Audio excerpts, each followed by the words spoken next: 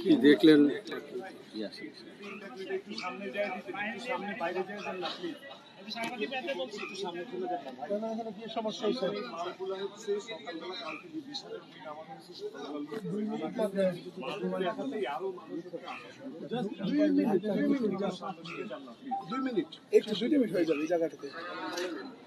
আসলে দেশে একটা বিপ্লব ঘটে গেছে।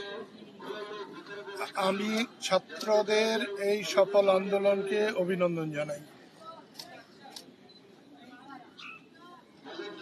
বঙ্গবন্ধু আর শেখ হাসিনা কোনো মতে এক কথা নয়। বঙ্গবন্ধু জাতির পিতা, স্বাধীনতার মহানায়ক। আজকে ৩২-এর বাড়ি যেভাবে জ্বলতে পুড়তে ধ্বংস হতে দেখলাম, তার আগে আমার মৃত্যু হলে অনেক ভালো হতো। নিশ্চয়ই আওয়ামী লীগ অন্যায় কাজ করেছে অনেক। শেখ মুজিব কিছু করে না, সে বাঙালি জাতিকে সম্মানিত করেছে। আজকের এই ধ্বংস ভবিষ্যৎ ইতিহাসে বাঙালি জাতির জন্য একটা কলঙ্কের হয়ে থাকবে। আমি সফল ছাত্র নেতৃবৃন্দকে বলবো,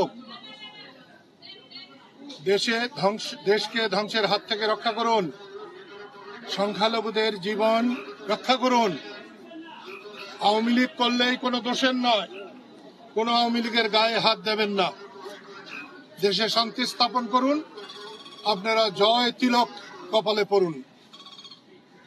আমি চাই এখন থেকে দেশে একটা শান্তি আসুক।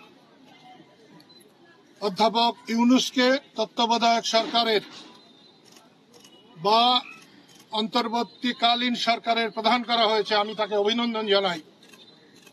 এবং তার এখন এক মুহূর্ত প্যারিসে বসে থাকার কোনো মানে হয় না।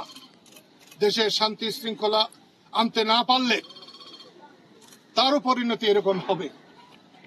সেই জন্য আমি সবাইকে ধৈর্য ধরতে বলছি, সবাইকে নিয়ন্ত্রণের মধ্যে থাকতে বলছি, এবং ছাত্র বন্ধুদেরকে অভিনন্দন জানিয়ে তাদেরকে বলবো, দেশে শান্তি শৃঙ্খলা রক্ষা করা এখন তাদের সবচেয়ে বড় দায়িত্ব, এবং সে দায়িত্ব পালনে তারা ব্যর্থ হবে না, এটাই আমি আশা করি। বঙ্গবন্ধু যুগ যুগ জীবিত থাকবেন, তার সম্মান যুগ যুগ থাকবে। যারা এই অপকর্ম করছে তাদের একদিন না একদিন বিচার হবেই হবে। ধন্যবাদ।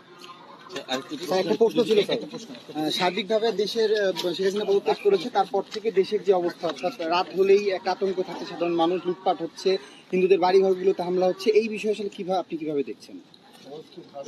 এটা কাজটা মোটেই ভালো না। সকল আন্দোলনকারীদের এটা দায়িত্ব নেওয়া দরকার।